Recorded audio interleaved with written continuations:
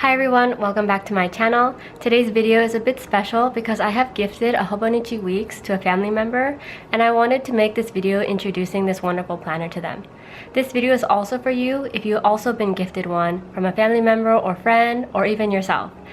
This video is also good if you're a first-time user of the Hobonichi Weeks. Okay, so let's get started.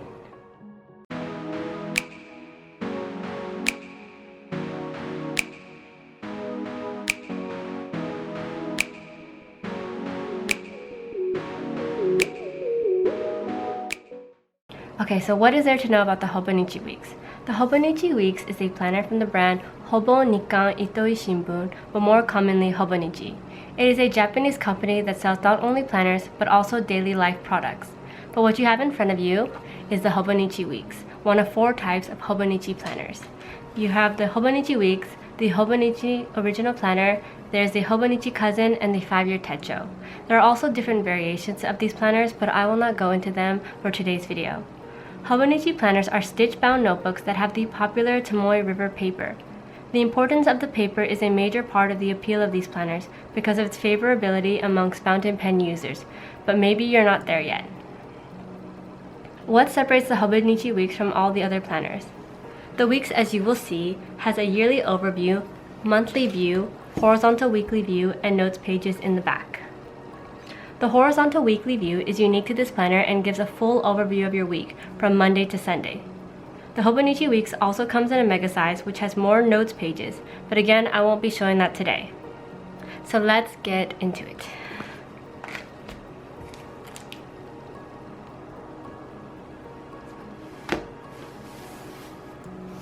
Okay, so you probably open the packaging and flip through it. Inside there's this pamphlet, information card, and an adhesive corner pocket. And also for your gift, I've included a clear cover-on-cover, the matching pencil board, and also a piece of blotting paper. Okay, so let's start with the clear cover-on-cover first. The clear cover-on-cover is meant to protect your Hobonichi Weeks, and because yours is white, I would recommend keeping it on. And you can put it on like this.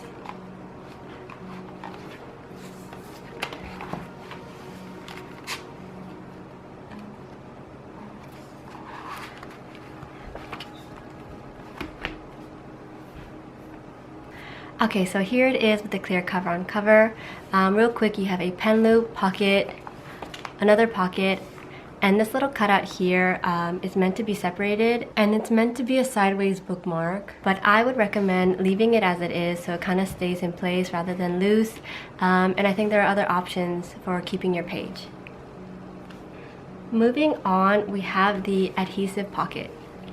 Most commonly, the adhesive pocket is stuck to the back here, but with a clear cover on cover, it's not really necessary. Therefore, another common place people put it is here in the front. I've seen people put pictures, even this little information card slides nicely in here, but in my case, I don't use it. I see no need with the clear cover on cover, and I also don't want to add additional bulk to the front when I'm writing. However, if you do choose to use it, I would recommend, being confident when placing it because it's not easily removable. Next, you have this really cute pencil board that's part of the same series and matches with your Hobonichi Weeks. To be honest, I included it because I thought it'd be nice for you to have the matching set, but I really don't use mine. The purpose of the pencil board is to be placed under the page you're writing to prevent indentation on the pages behind. Instead, I use it like so. I stick it in the back pocket here, and I use it to place sticky notes or even as a ruler. I don't really use it very often, but I do think it's a nice companion that matches my Hobonichi Weeks.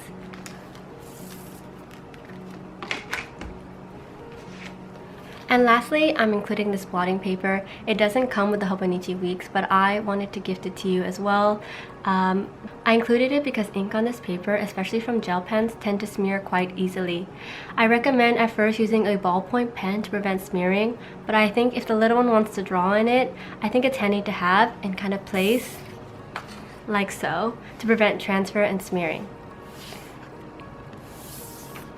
Okay, so my last additional tip is you see these bookmarks, they tend to fray quite easily. So to prevent that, I recommend using a little bit of clear nail polish just at the tip to kind of keep it together. I think it works really well, and even though it's a little bit visible, I think it's better than having it all unravel. Okay, so now let's get into the Hobonichi weeks. I'm just going to briefly talk about the sections and maybe give some layout ideas. I think many parts of this planner is quite self-explanatory, but there are things I think it's good to know. Okay, so let's get inside. We'll first start with the yearly view. As you can see, these boxes are really tiny, and maybe you're unsure about how to use it. For me, I found it difficult to suddenly start tracking something when I wasn't before, so since this is your first weeks, I'd recommend actually leaving this blank.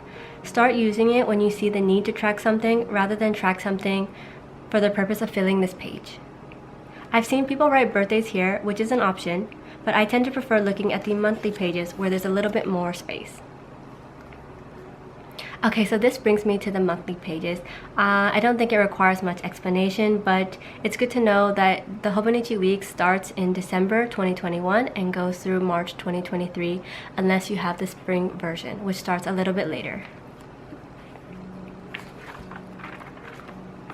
Okay, after that, you have these weekly pages. Maybe you're a bit thrown off by the horizontal layout, and I completely get that. I think it might take some time getting used to, not to mention that this side is blank and this side is grid, which you probably see more closely as it's in front of you. But these pages are why I love the Hobonichi weeks. What's great about this planner is that you can customize these pages, and I've even created some example layouts that are quite popular amongst Hobonichi weeks users that I also want to show you. Okay, so I laid this all out here so you can look at it while I'm talking. I do think as a new user of the Hobonichi weeks, I think keeping it simple and starting with things like a to-do list is a great way to start using it, unless you have a specific idea in mind, like tracking health or workouts or other things. But keeping it simple, I think, is a great way to discover what you need it for. I do think it's difficult to go from not using a planner to suddenly wanting to use it every day and making the pages look full. However, this planner shouldn't be stressful, and there isn't a massive amount of space to fill in anyways.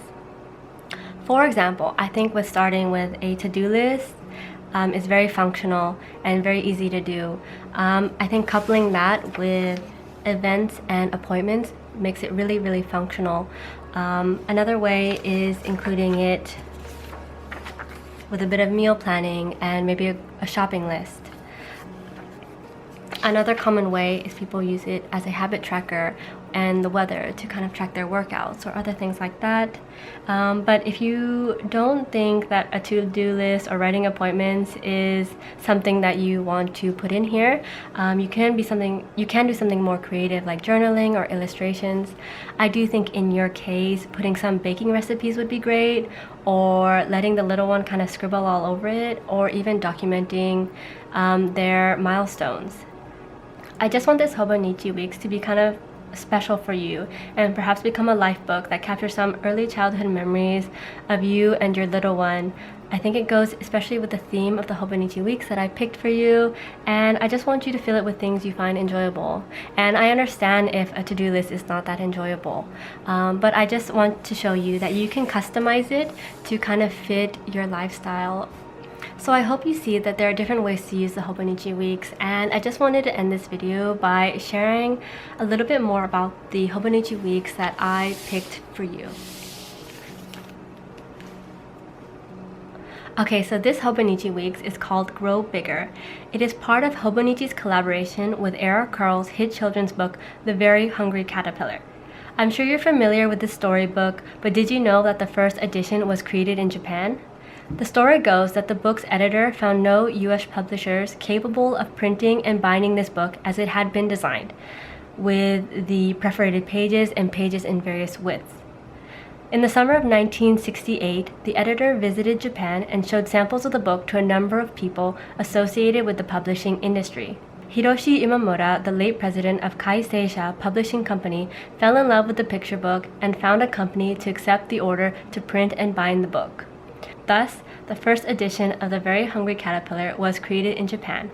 This book would go on to sell more than 55 million copies and be translated into at least 70 languages. I hope this story only adds to your enjoyment of this week's. I thought maybe if in the past you struggled to use planners, this adorable cover will make you want to pick it up and use it. Hope you enjoyed this video, and I love you so much. Bye.